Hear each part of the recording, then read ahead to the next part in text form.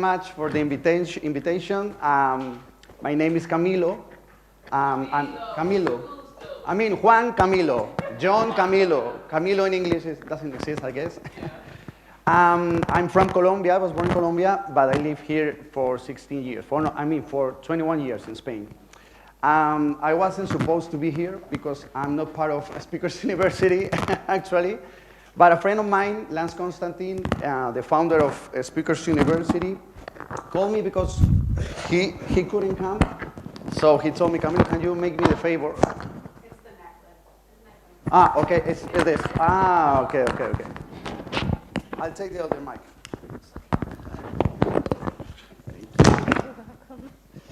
Okay, now it's better, isn't it? Great, so I wasn't supposed to be here, as I told you, and I have to say that this is my first time speaking in English in public, so I'm a little bit nervous. Yes, yeah, this is my first time, so thank you very much for your comprehension. I'm sorry for my English. As Mark Anthony would say, my English is not very good looking, so yeah. Never say, okay, thank you very much. That helps a lot. I was saying that I was born in Colombia. I've been living here in Spain for 21 years. I'm married to a beautiful gypsy woman that I love with all my heart. And we have a daughter. She's 5. In June, she's going to get 5 years old. And I call her, she's my, it's an Spanish word. It doesn't exist. But I call her my hita colombiana, which is like gypsy and Colombian, you know. So for me, it's a pleasure to be here. I'm feeling like, you know, it's such a responsibility for me to be here, and I'm honored to be part of it. And I was telling you that this is my first time speaking in public, so in English. I'm used to speak, I'm used to preach, I'm used to speak in public, but in Spanish. So thank you for your comprehension. I'm here to represent Speakers University and my friend Lance Constantine, the founder of Speakers University. He asked me to speak on the 9 steps of public speaking. I wasn't able to come here yesterday, neither this morning because I had to work. And when I sat down and I saw all you speaking and giving all those conferences, I was wondering, maybe this should have been the first, the first one, you know? Because, you know, all of you, like, you know everything I'm going to say, so I don't know if it's really needy. Because all of you have done so good. I've learned a lot. I have to say I've learned a lot, not only of your messages, what you were saying, but the way you do it. So thank you very much. I've been learning a lot. So Speakers University, you can find all the information here. This is the website. I don't know, can you hear me well? Good? Yeah? Okay. So this is the website. And I'm speaking on the 9 steps of public speaking, okay? So it's going to be divided in 3 groups. Sorry for my English again.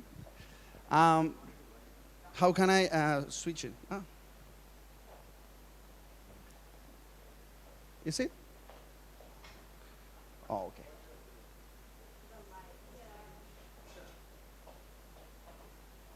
It's going to be like this? Okay, good. So let's go with the first group. The first group is word choice, which all of you have done so good. We find storytelling, emotion, and repetition. It's like what you say, repeat after me this and that, repeat after me this and that, so that repetition, okay?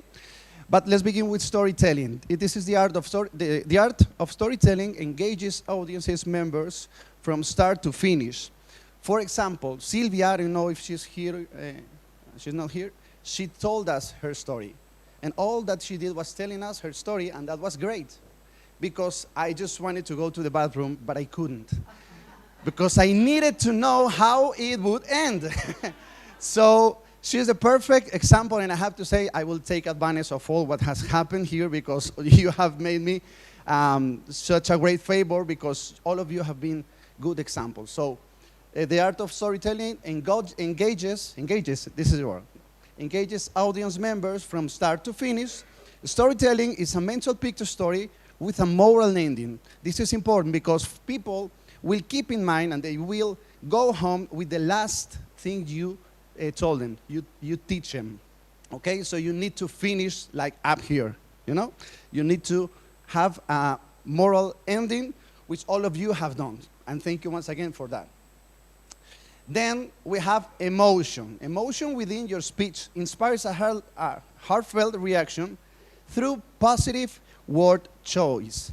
And this is very, very important for us, for example, for us the preachers, because we need to make people feel comfortable and to be empowered as you was teaching, you know, and we need to bring a positive side of what's happening, even though we go through bad moments, but we are not our bad moments, okay? So through positive word choice, emotion is a strong feeling that creates connection. And I feel connected to some of you who have spoken about your life stories. So you've done it really good, okay? Congratulations for that. And then we go with repetition. This is what I was telling you. For example, when this is something we use a lot, we the preachers do, and we say, repeat after me, raise your hand, and repeat after me. For example, I am what I think I am. Or I am not what my bad moments have been, for example, no? So repetition is something that you already used very, very good. Am I going too fast? No. Sorry, I'm really nervous because I don't know if I'm speaking good. You maybe are not understanding what I'm saying. Thank you. Thank you. Now, I guess I will start preaching in English as well. So, voice dynamics. Okay, this is the second group of speaking in public. So we have change of tone, dramatic pause, and voice projection. Let's go with the first one. Change of tone is tone inflection that keeps the interest of your audience. You know, I cannot stand here at the time it is and stay here like for 15 minutes speaking this way because, you know, it has been really good. Such a great time. You look tired. You just want to go to the hotel room or to know Madrid, which is beautiful, by the way. You have to go and visit Madrid. No, I need to change the tone of my voice because sometimes maybe I need you to learn something, so I need to go slow and tell you the principles. I will tell you something I need you to, you know, like swallow is the word, to swallow, okay? And sometimes I need to get to your emotions. So I need to rise up my voice and like shout out and say, yes, you can, for example. So I can go just in one tone all the time. Because change of tone is a way of speaking that gives a range of variety in the tone of a speaker's voice. And this is something you also have done, all of you, really, really good. Then dramatic pause. Dramatic pause makes the audience reflect and put emphasis on what was said in a previous statement.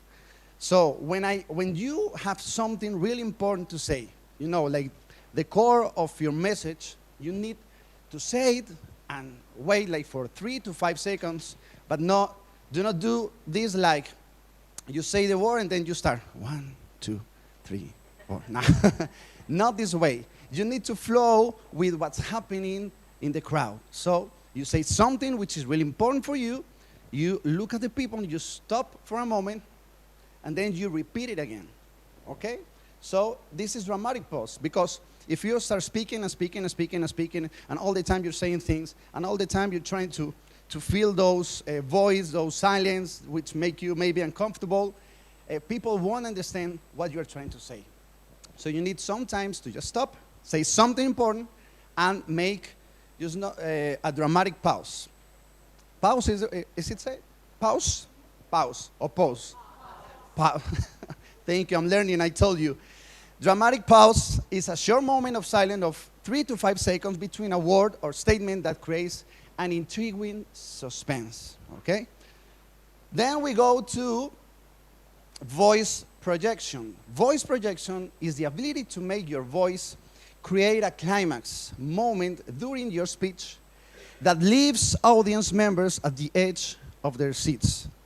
I don't know if I will be able to do this, but maybe another time. Voice projection is a climax moment in the speech that places a strong emphasis on a word or statement. As I told you, all of you, at least all those that I've seen, have done it really good.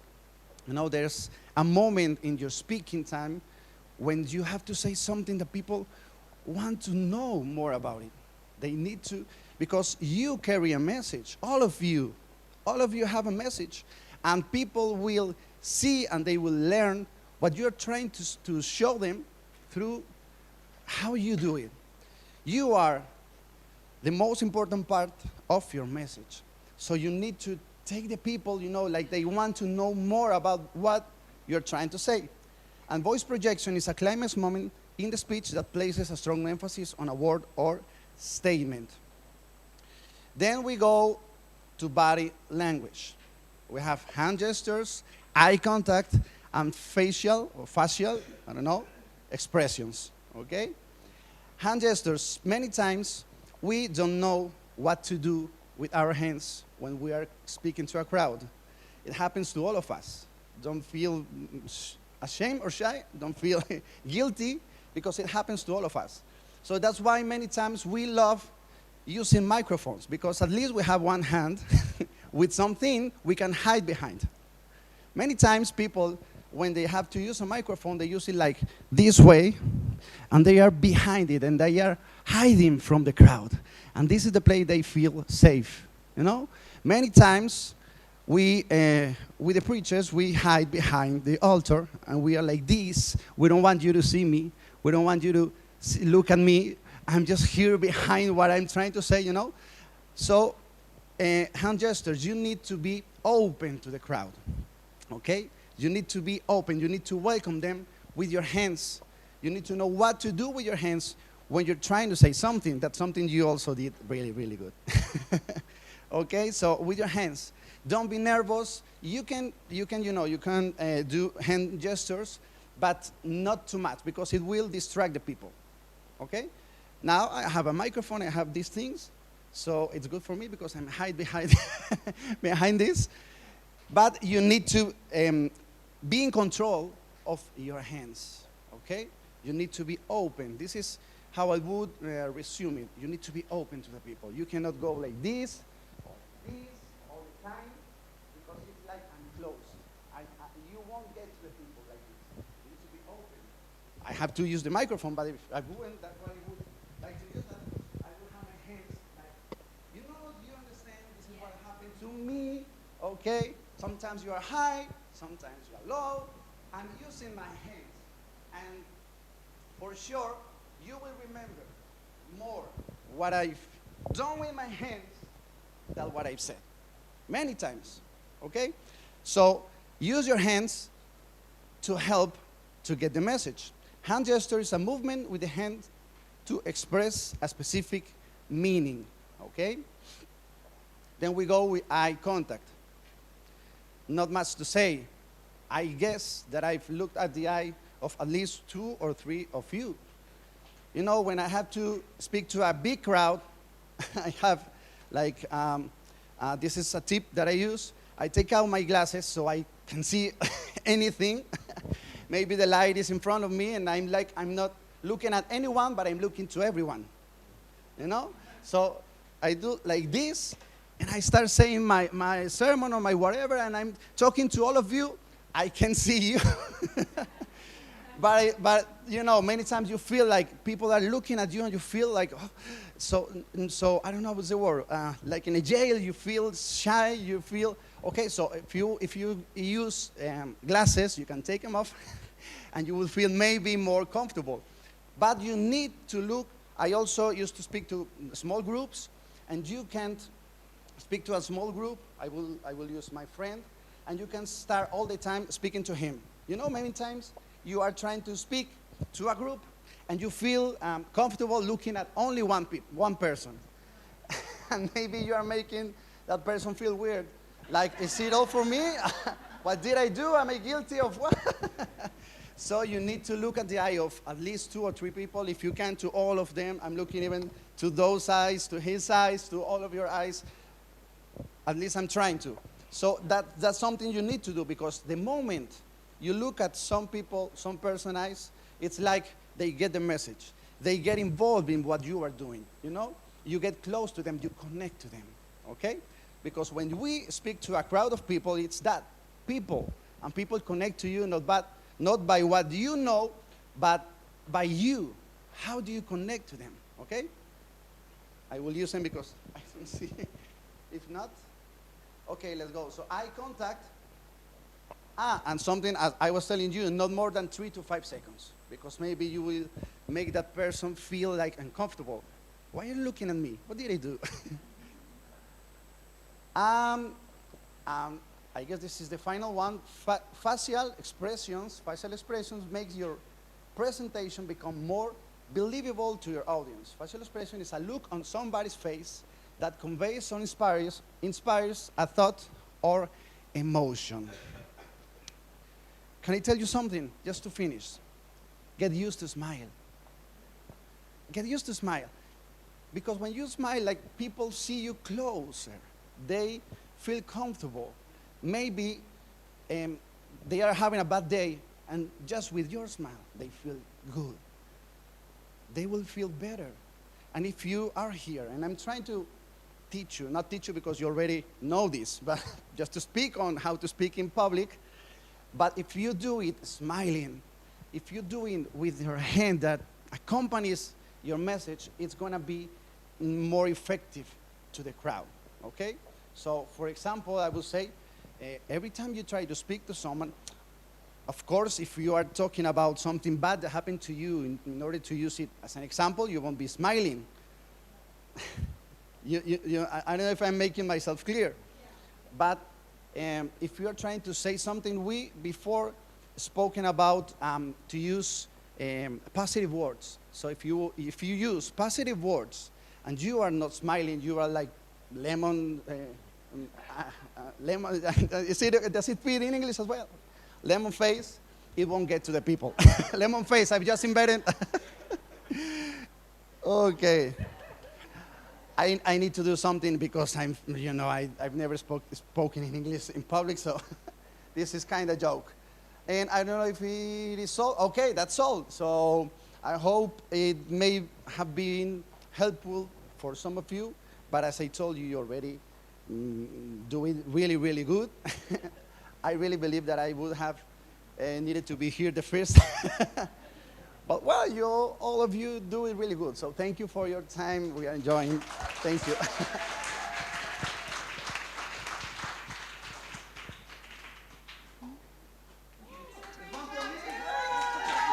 Thank you, thank you, thank you.